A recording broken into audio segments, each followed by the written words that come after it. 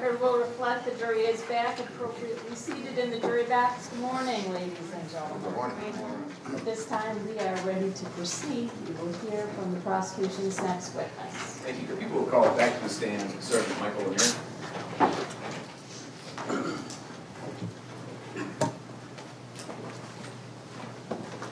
Raise your right hand for the judge, please. Do you hereby solemnly swear or affirm that the testimony you are about to give in the matter now pending before this court will be the truth, the whole truth, and nothing but the truth? This you do under the pains and penalties of perjury. I do. Sir, please state your full name, spell your last for the record. My name's Mike Lanier. Last name is Lanier. May I proceed? Yes. Good morning. I'm just going to assume since yesterday morning nothing has changed about your job or anything along those lines, correct? No, sir. All right. As part of this investigation, you're in charge with tabulating evidence and collecting it and being in evidence room and transportations and everything like that, correct? That's correct. Okay. Throughout the investigation, at any time, did you collect or receive any evidence of a GPS unit, sir? No. Okay. Nothing was found with Jeremy Cuellar for a GPS unit? There was a receipt, I believe, that was found that was a GPS unit bought, but I never recovered one. Okay. Now, sir, I also want to take you back to the scene of that night. I know we talked about you collecting evidence from there. There was some evidence that was still at the Grand Rapids lab that was brought down today. I'm going to hand you what's been marked as People's Exhibit 130, sir. Are you familiar with what that is? Yes, I am. Okay. What is that, sir? That is the partial bullet fragment that was recovered at the scene the night of the incident. And previously admitted was an exhibit pertaining to that bullet, correct? Correct.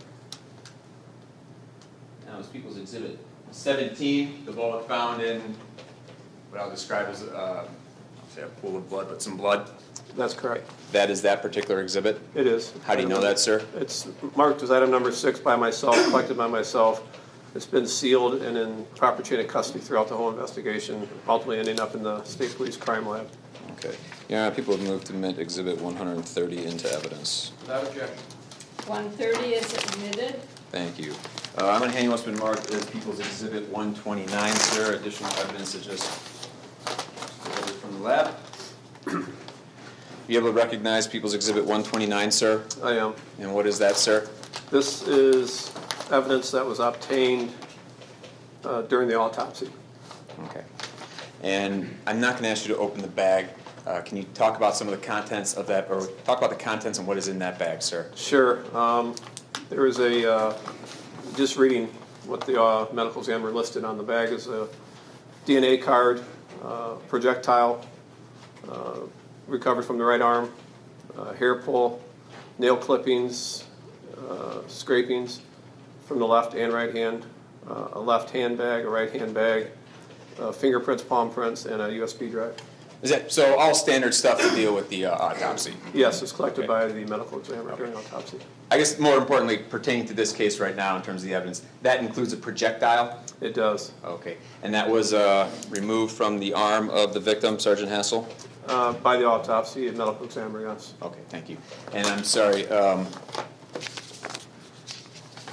At this time, we'd move to People's Exhibit 129, ma'am. No objection. 129 is admitted. I have nothing further this witness. I have nothing for the sergeant, Judge. Thank you. Thank you. Please step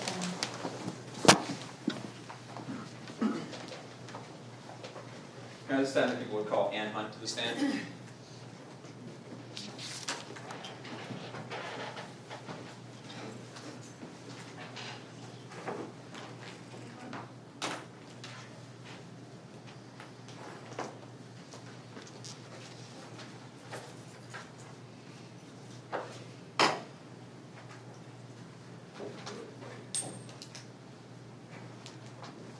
Here, please, ma'am. Raise your right hand for the judge, please. Do you hereby solemnly swear or affirm that the testimony you are about to give in the matter now pending before this court will be the truth, the whole truth, and nothing but the truth? This you do under the pains and penalties of perjury. I do. Okay. Ma'am, if you would please state your full name for the record, spell your last. My name is Ann Hunt, A-N-N-H-U-N-T. May I proceed, Your Honor? Yes. Thank you. What do you do, ma'am? I'm employed with the Michigan State Police Department of Forensic Science. I'm employed at the Grand Rapids Laboratory and the Biology DNA Unit. Okay. And what are your duties there? My duties are twofold. I prepare samples, test them for body fluids, and prepare those for DNA analysis, and then I do the actual DNA analysis procedure and prepare reports with my findings. And how long have you been doing that, ma'am? I've been with the Michigan State Police in serological analysis since 1987, and I have been doing DNA since 1999. So what is your educational background to obtain that employment, ma'am? I have a Bachelor of Science degree in Medical Technology from Michigan Technological University. I worked as a hospital laboratory medical technologist for 4 years and then became employed with the Michigan State Police. I've had continuing education in the field of DNA analysis through the Michigan State Police, and I've completed internships and other training programs, both through the State Police and external agencies as well. So you continuing education in the field of DNA analysis? Yes. And when you say continuing, how often do you really mean? We are required to have 8 hours of continuing education per year, but it far surpasses that in the field of DNA because we must keep updated on journal readings and online seminars as well as other meetings in the field. So you attend seminars. Yes. Do you talk with other people in the field about the new technologies in the field and staying up to date? Oh, yes. Too much? Yes. Okay. How many times have you analyzed DNA evidence? Can you estimate? In 20 years, I average about 200 cases a year, so 4,000 cases, which includes numerous samples within each case. So thousands and thousands of Yes. cases then. All right. And what are some of the reasons you analyze DNA, ma'am? DNA is a tool that's very valuable in forensics because everybody's DNA profile is different with the exception of identical twins. We look at areas of the DNA molecule that have variations between individuals, and that way we can develop a DNA profile from an evidence sample or from an individual and compare the two to see if an individual could or could not have contributed to a particular evidentiary sample. Have you testified previously concerning DNA and DNA analysis? Yes, I have. How many times? Several hundred. Several hundred? Yes, sir. Have you testified several hundred times as an expert Yes.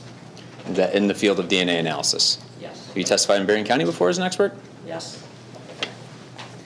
Your Honor, at this time, I'd ask the court to allow Ms. Hunt to testify as an expert in the field of DNA analysis. Judge, I'll stipulate to her being qualified as an expert. All right. Stipulation noted, you may testify as an expert in that area. Are there different types of samples that you get to test for DNA? Yes, there are. Since DNA is found in the nucleus of the cells, we can test a number of different body fluids as well as samples which may contain skin cells from an individual. So any sample that we would expect that there would be nucleated cells in can be tested for DNA. Blood samples? In the white blood cells and any skin cells that are shed within that sample, we can obtain DNA. Okay. Ma'am, were you asked to assist with an investigation with the St. Joseph Township Police Department, their case number being 2018-1130? May I refer to my report? Would that be record number 3 of Grand Rapids 19150?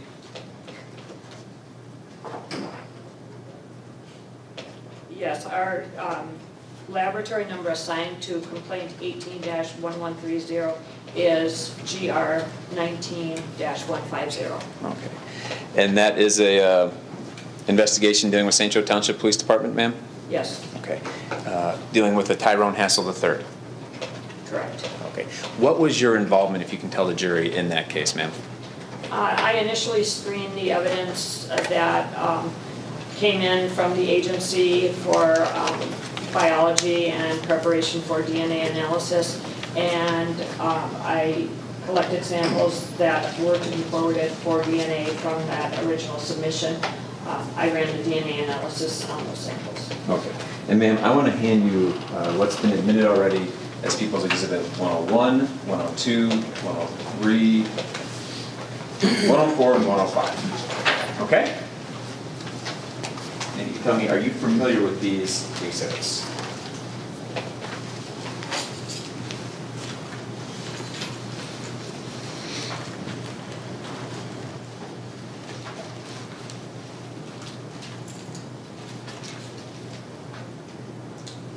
Yes, Exhibit 101 is a steel paper bag which bears our laboratory number of GR 19-150, and it has my initials on Exhibit 101.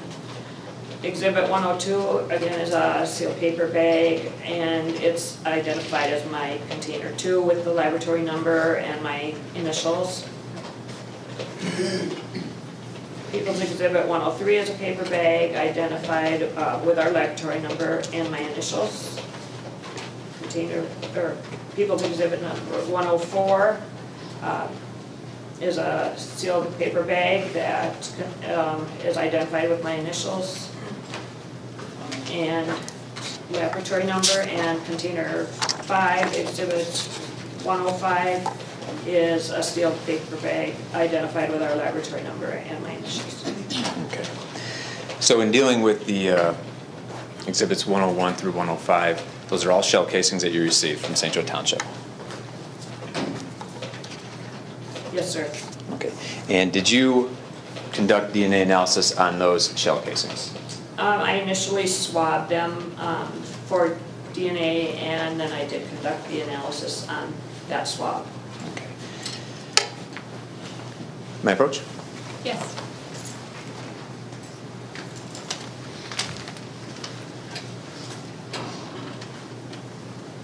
And when you conducted the analysis on those shell casings, did you, in your analysis, observe or able to find biological fluid?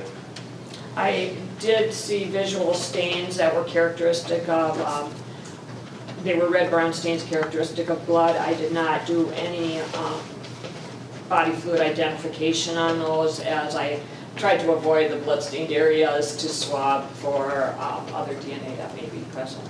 Okay. And when you swabbed the shell casings on that, were you able to obtain a DNA profile in the shell casings? I was. Okay. Can you tell the jury about that?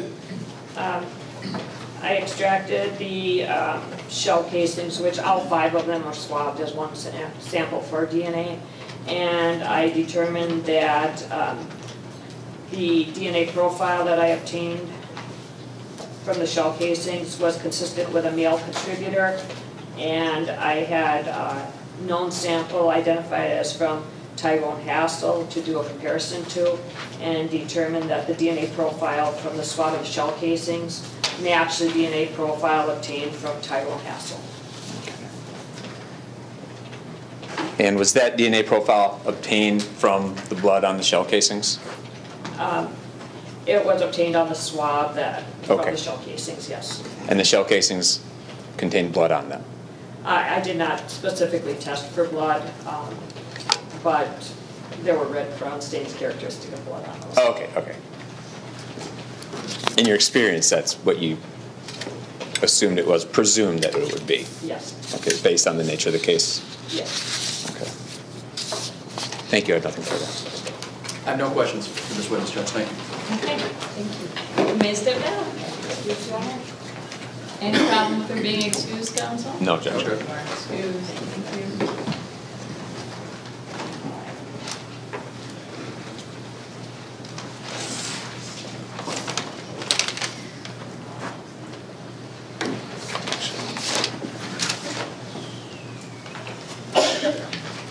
Now, some people call Russ Karsten.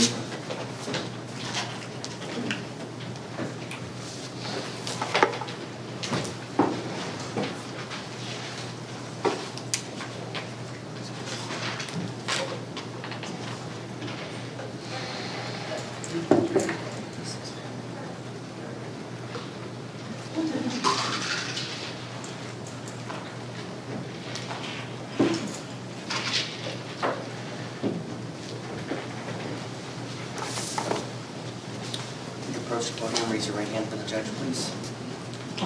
hereby solemnly swear or affirm that the testimony you are about to give in the matter now pending before this court will be the truth, the whole truth, and nothing but the truth, as you do, under the pains and penalties of perjury. I do. All right, easy. Sir, if you would state your full name for the record and spell your last name, please. My name is Russell Karsten. Last name is spelled Karsten. May I proceed? Yes. Sir, where do you work?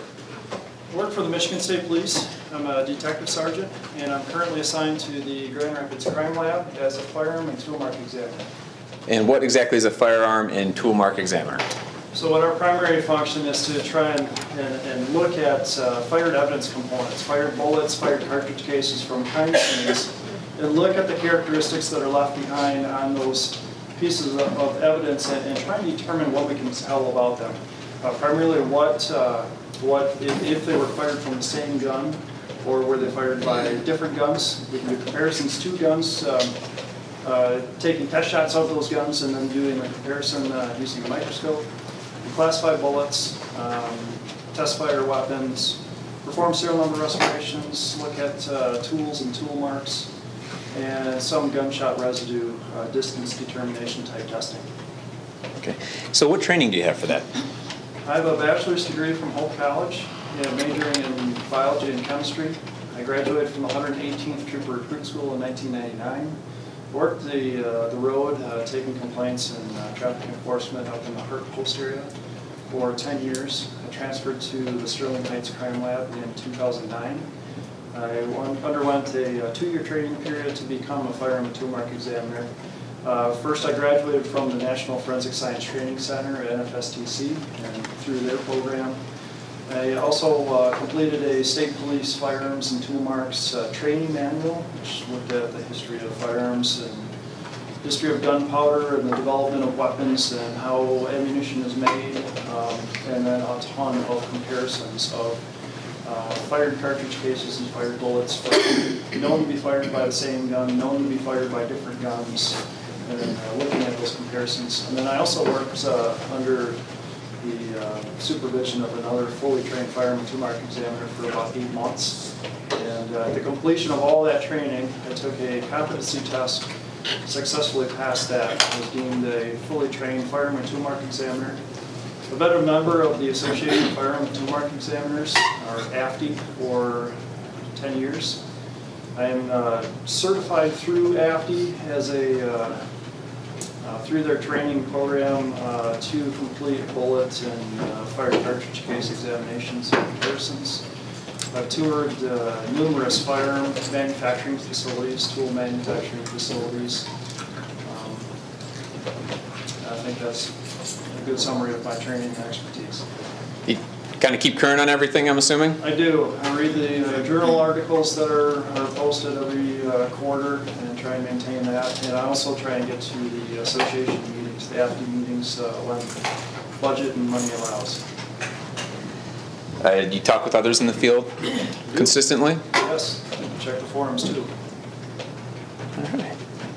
Let me ask you this, sir. Have you testified previously concerning shell casings and spent shell casings and firearm marks on shell casings? Yes, I have. I believe this is about testimony number 56 for me. Is that just a guess? It's pretty close. It's in the upper 50s. And it's in numerous counties throughout Michigan, including Wayne, Kent, Kalamazoo, Genesee, to name a few. Have you testified concerning spent bullets? Yes. Bullets that have been fired? Okay. Yes, numerous times. Have you been allowed to testify as an expert in the field of firearms testing? Yes, all those times that I've described, one was a civil deposition, but otherwise everything else was criminal court. Okay. Is that all state court? Yes. Okay. Have you testified in Berrien County as an expert before? Numerous times. Now I'd ask the court allow Mr. Karsten to testify as an expert in the field of firearm marks. Judge, I have no objection to Trooper testifying as an expert. All right, you can testify as an expert in the area of firearms and tool marks. So oftentimes does your expertise come into call with outside agencies submitting spent shell casings or bullets for you to examine? Yes, the Grand Rapids Lab is responsible for analyzing evidence within all the police agencies within 18 counties of southwest Michigan. So from almost Manistee all the way down to the Indiana state line and over to about Ionia. All those agencies can submit evidence to the Grand Rapids Lab that we will then look at and analyze for them. Can you tell the jury, you get a shell casing to your lab. Can you tell the jury the process that you use and what you're doing to analyze that shell casing, sir? Sure, and usually it's more than one fired cartridge case or shell casing. What we're doing is doing a comparison of the individual characteristics. And if I could use this model for demonstration purposes. This is a plastic model. It's greatly oversized, but it helps to explain what it is that we do. First thing I'll do is log it in the computer system. It's logged in the front desk area upon submission by the agency. Gets transferred to our evidence vault where we hold it in intake, ready for analysis. When I'm ready for the next case, I'll grab that case, pull it out, open it up, find out what I have, and then write a short description in the computer telling it what it is that we all have. And then my process is I take photographs of the evidence to show the condition that it's in and the marks that are on it, and it helps for a technical review process later. After that's done, what I'm doing is looking at these fired cartridge cases, and this would be called a cartridge. This is the unfired status. After the cartridge is fired in the gun, the bullet goes down the barrel, and that gets fired somewhere. And these generally get ejected out of the gun and left at a crime scene. What we're looking at are the marks that are produced during the firing process. These marks that are left here on the base of the casing or the shell. This central indentation here is the firing pin impression. We could look for individual characteristics in that area there. But primarily we're looking for marks on the breech face. During the firing process, there's a large amount of gas and force that's produced to propel that bullet down the barrel. There's also force that's being pushed back on the cartridge case that picks up the marks from the breech face of the gun. Those marks are generally individual in nature and are produced during the manufacturing process of that part. So this is the marks that we're generally looking at. We compare two items together using a comparison microscope. And so I'm looking at the same marks either in the firing pin or on the breech face of one fired cartridge case and comparing that to another fired cartridge case through a comparison microscope that brings the items together, and I can do a direct side-by-side analysis of that. If those marks are in sufficient agreement, which is based on my training and experience, this will go through a verification process. Another fully trained fireman 2-mark examiner will look at that, and if they agree, then we write up a report and report out our results. Is there always a peer review process? There is for any identifications that we would make, sometimes for eliminations that we might make. And then there's always a review process, both an administrative review and a technical review of all reports that get released from the laboratory. Okay. So you've talked about analyzing the breech face of the spent shell casing. Do you also analyze if a bullet is recovered? Yes. Can you explain to the jury how you analyze if a bullet's recovered? Sure. The bullet, like I mentioned, is fired down the barrel of a gun. The barrel is manufactured generally with rifling, and that's the twisting of the lands and the grooves within that barrel, and that imparts spin to the bullet and helps to stabilize it during flight. Well, those lands and those grooves are left in that barrel, and again, it's a manufactured part, so as the bullet's passing down the barrel, it's picking up some of those individual characteristics from that machining process and leaving those on this bullet. You can see this indentation area here is called the land area, and this larger area here, it's just the normal size of the bullet, that's called the groove area. And so what I'm looking at are the individual characteristics that are left within these lands and doing a comparison of two bullets and looking at those individual characteristics and trying to make a match or trying to make an identification. When comparing bullets, are there factors that can affect whether or not you can compare one bullet to another, the quality of it, say? Oh, absolutely. As we all know, bullets can smash into walls or go through objects, and those all might impart damage or cover up any individual characteristics that were left on that the bullet. So, absolutely. So were you requested to do some follow-up testing concerning a homicide investigation from St. Joseph Township? Yes. Okay, their case was 2018-1130. My lab number is GR 19150. Okay. Let's do this, sir. May I approach? Yes. Thank you. On my hand, you must have been marked as People's Exhibit 101, 102, 103, 104, and 105, sir. Are you able to recognize that, sir? Those exhibits.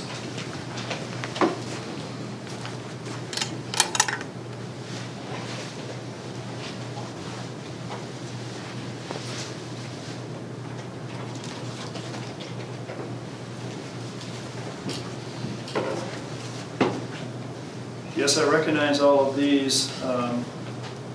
And you're correct, the St. Joseph Township PD's agency number is 18-1130. I couldn't recall that. It does have my lab number here, and this is my initials here on the seal from when I sealed up the container, the conclusion of my analysis, and also the date that I signed it. Okay. I could have you just put those on the side for now, and then also have you take a look at what's been admitted as People's Exhibit number 130 and 129. And I'm not going to ask you, I don't think it's necessary to take those out of the packages for your purposes of testimony, but are you familiar with People's Exhibit 129? Should be the one on your left, I believe. Yes, I am. Okay, how are you familiar with that, sir? I've looked at the evidence contained within this approximately 2 weeks ago, and I analyzed a bullet that was contained within this package. Okay. And specifically, that's what I'm not worried about anything else in the package except that bullet, yes? Yes. And then People's Exhibit 130, familiar with that, sir? Yes, I looked at this 2 different times. Once when it was submitted to me for a classification, and I was trying to determine what physical characteristics are left on the bullet, because I didn't have another bullet at that time to compare it with. And then I was asked to do a comparison with this bullet, which I was not originally submitted, and so to do a direct comparison of the individual characteristics. And so I looked at this bullet again and did a comparison. Let's stay with Exhibit 130. You examined that bullet, sir? Yes, I did. Okay, what did you find from your examination, sir? It's consistent with being a 9mm Luger caliber fired metal jacketed bullet. Exhibit 6 lancing grooves with a right twist. 9mm Luger caliber? That's what it's consistent with being, in my opinion. Okay, and what's that based on?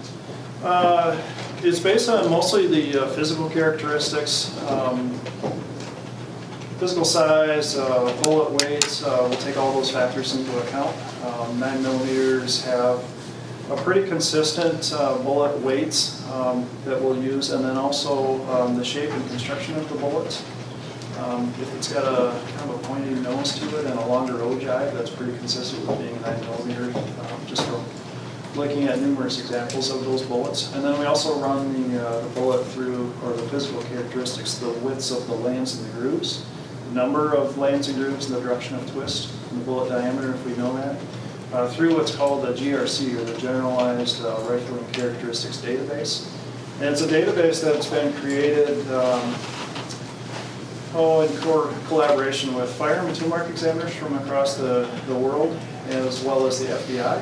And it's a collection of known examples of lands and grooves from pristine bullets fired by different firearms. And we'll put that into a database so that we can then go look and go, okay, this is consistent with these guns. So this is the possible list of firearms that might have fired this bullet. Now you said this projectile exhibited 6 lands and grooves with a right twist, correct? Yes. Okay. Is that consistent with being fired from a Ruger pistol? It could be. Okay. Could be consistent with fired from other pistols also? Yes. Let me ask you this. If you never have the pistol to compare it to, can you tell for certain what pistol that bullet was fired from? Not a specific pistol. The only way I'd be able to narrow that down a little bit more is if the rifling characteristics were so unique that they were only consistent with one manufacturer or one make model of pistol. But I did not have that in this case. So if a pistol was discarded, say, police were never able to recover a pistol. You would never be able to determine specifically whether or not a particular bullet was fired from that pistol. That'd be fair to say? Correct. Okay. But this bullet is consistent with being fired from could be consistent with being fired from a Ruger pistol. It's possible. Okay. Now you indicated that you compared 130 with the bullet in 129, correct? Yes.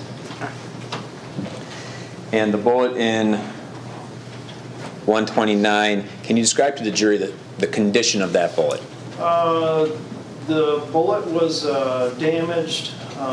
It was missing some of the jacket on the bearing surface, and so I'm talking about this area right down here, kind of towards the base. It had a little bit of jacket left up here on the nose and some of the start of the lands and the grooves.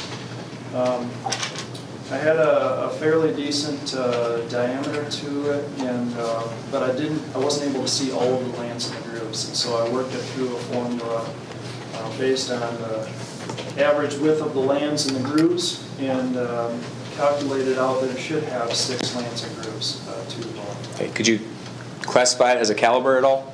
I classified it, I believe, as a 38 class. There's numerous calibers within that 38 class. The class is kind of like a family of different calibers, and so I left it consistent with being a 38 class bullet. Okay.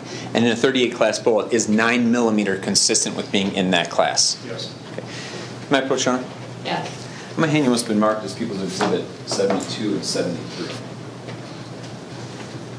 Now, I understand you did not take those pictures, correct? I did not. Okay, but are you familiar with the item in those pictures based on the markings in picture 72, sir?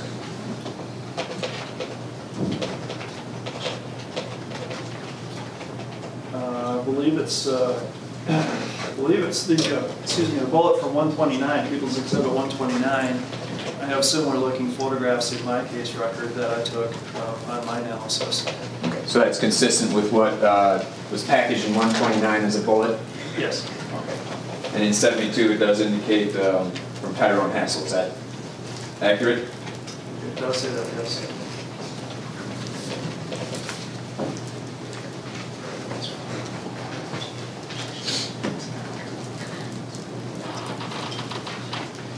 Your Honor, we'd move to admit People's Exhibit number 72 and 73 in evidence. My understanding there's no objection from the defense. That's correct, Your Honor. For the record, the ME would be able to identify them, and rather than call this trooper back, I'll stipulate to their recognition. All right. 72 is admitted, 73 is admitted. That's it. Well, no, I'm fine with it. Okay. I just want to make it right. The reason being, Your Honor, is that I prefer not to have to open all the packaging to pull the bullet out when this suffices. All right, showing you what's been marked as People's Exhibit 72, sir. As indicated by the defense counsel's agreement, that's the bullet that you compared with People's Exhibit 130? Yes. Okay. Now, you indicated the damage. That shows part of the damage, sir? It does. It also shows some of the missing jacket, as I indicated.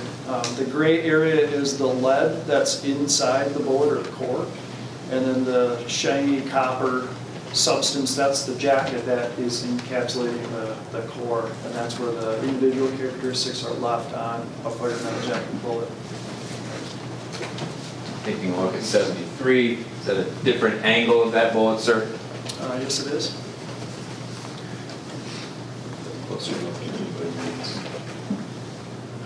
So does the condition of this bullet prevent you from saying specifically that this is a 9 millimeter rather than just a 38 class? That was part of it, yes. Okay.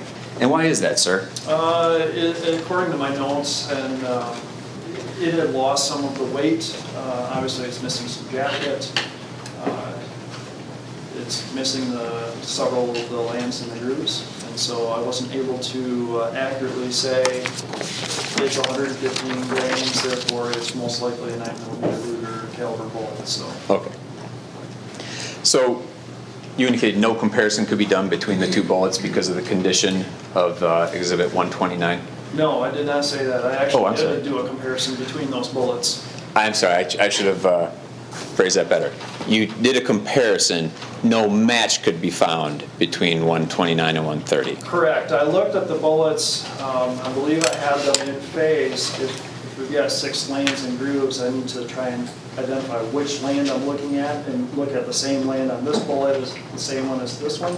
I believe I have them in phase, but it lacks sufficient agreement for me to make a positive identification. And so when we firearm and 2 mark examiners talk about the different range of conclusions, I can say, yes, this is an ID, or no, this is an elimination, or I'm not really sure. And due to, in this case, lack of sufficient agreement of individual characteristics between the 2 items. Okay.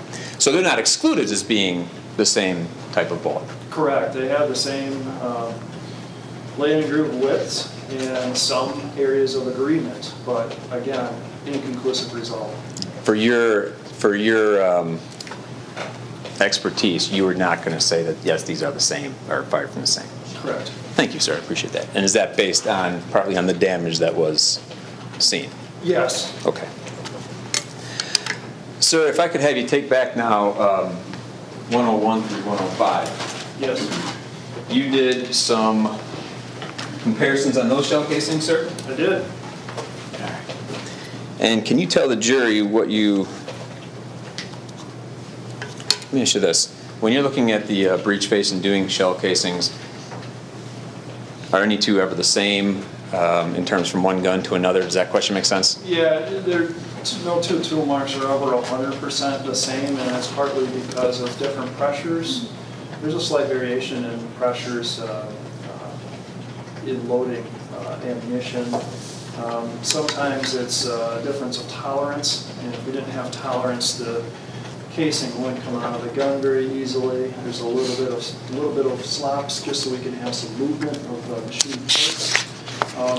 There could be a little bit difference in the hardness of metals of the casing itself or the primer and how it picked up the material or the individual characteristics, or could be some soot or some carbon on the breech face or something like that. So yes, no 2 tool marks are ever 100% the same. Okay.